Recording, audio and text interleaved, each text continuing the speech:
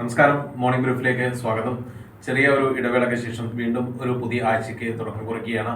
ഇന്ന് പൊതുവെ ഒരു ശുഭ സൂചനയാണ് നൽകുന്നത്. നിഫ്റ്റി ഏകദേശം നല്ലൊരു ഗ്യാപ്പ് അപ്പിനുള്ള സാധ്യതയുണ്ട്.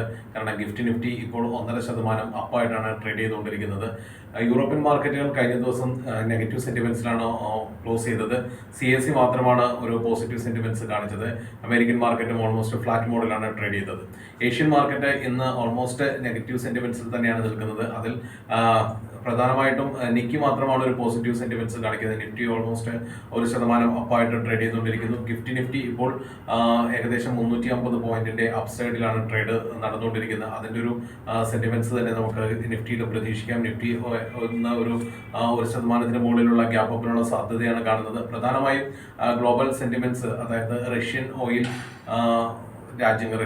ഇറക്കുമതി ചെയ്യുന്ന രാജ്യങ്ങൾക്ക് ട്രംപ് ഏർപ്പെടുത്തിയിരിക്കുന്ന ഒരു വിലക്കുകളും അതോടൊപ്പം തന്നെ ഹയർ താരിഫുകളും ഇളവ് വരും എന്നുള്ള ഒരു സൂചനയാണ്, അല്ലെങ്കിൽ ഒരു പ്രതീക്ഷയാണ് ഉള്ളത്. കാരണം കഴിഞ്ഞ ദിവസം ട്രംപും അതോടൊപ്പം തന്നെ പുടിനുമായിട്ടുള്ള കൂടിക്കാഴ്ച അത്തരത്തിലുള്ള തീരുമാനങ്ങൾ എടുക്കും എന്നൊരു പ്രതീക്ഷയാണ് നൽകുന്നത്. അതുകൊണ്ട് തന്നെയാണ് ഇന്ന് നിഫ്റ്റിയിൽ എത്രത്തോളം ഒരു ഗ്യാപ്പ് അപ്പ് പ്രതീക്ഷിക്കുന്നത്. അതോടൊപ്പം തന്നെ S&P ഇന്ത്യ മാക്രോ എക്കണോമിക്ക് ഒരു അപ്ഗ്രേഡാണ് നൽകിയിരിക്കുന്നത്. അതും ഒരു പോസിറ്റീവ് സെന്റിമെന്റ്സ് നൽകുന്നുണ്ട്. അപ്പോൾ ഇത്തരത്തിലുള്ള പോസിറ്റീവ് സെന്റിമെന്റ്സോട് കൂടിയാണ് ഇന്ന് മാർക്കറ്റിൽ ഉണ്ടാകുന്നത്. തീർച്ചയായിട്ടും നമുക്ക് നല്ലൊരു ട്രേഡിംഗ് ദിനം തന്നെ ഉണ്ടാകുമെന്ന് പ്രതീക്ഷിക്കാം. ഏവർക്കും ഒരു ശുഭദിനം നേരുന്നു. Thank you so much.